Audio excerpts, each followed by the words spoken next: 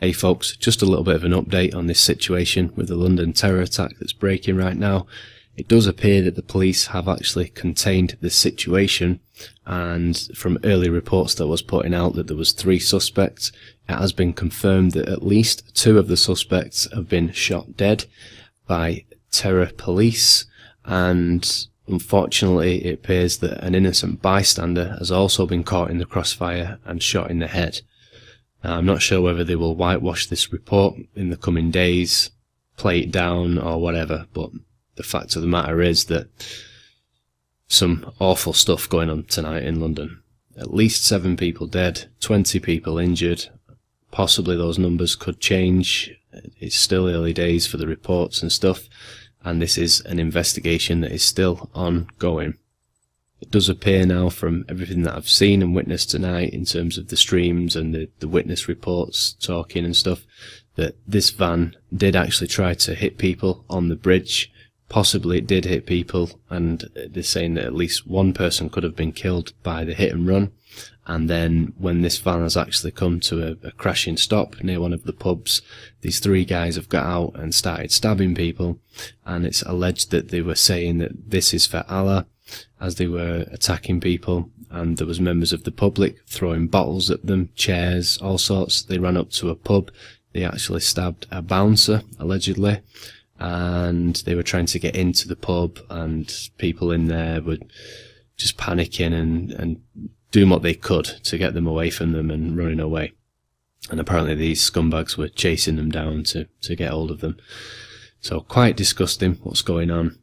No surprise though, from everything that we've been seeing going on, especially since the Manchester attacks. There's been a huge response in terms of the police operation that's being carried out, and it appears that these guys, who are possibly on the terror watch list, I'm sure we'll find out as the days go on, were panicking because the net is closing in on them, and they're probably thinking, you know, let's go and carry something out before it's too late.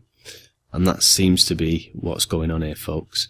Now, you can argue all day and night long about the root cause of this problem and who could be involved, and I do have my own take on that. If you want to subscribe and check out some of my podcasts or other videos on my channel, you'll know exactly what I think about this whole war on terrorism.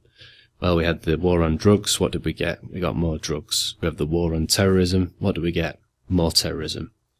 Folks, the system is a complete scam, and our elites and political leaders are really funding, training and arming some of these proxy armies in the Middle East as part of a regime change plan. All the documents are there. I've talked about it quite a lot, but it still doesn't take away from the fact that very real people are losing their lives. Now, I have to commend a lot of the Muslim community in Britain for actually calling out this stuff. I did a video earlier about it titled Muslims Against ISIS and what they actually think, because folks, don't buy into the whole nationalist rhetoric that's being pushed around at the minute to try and trigger race wars, that it's all Muslims at the problem or all people with brown skin, because it's not. And that very same attitude is doing nothing but fuel the fire of that kind of mentality of these radical extremists and the people that are privy and susceptible to being brainwashed and manipulated to carry out these very things.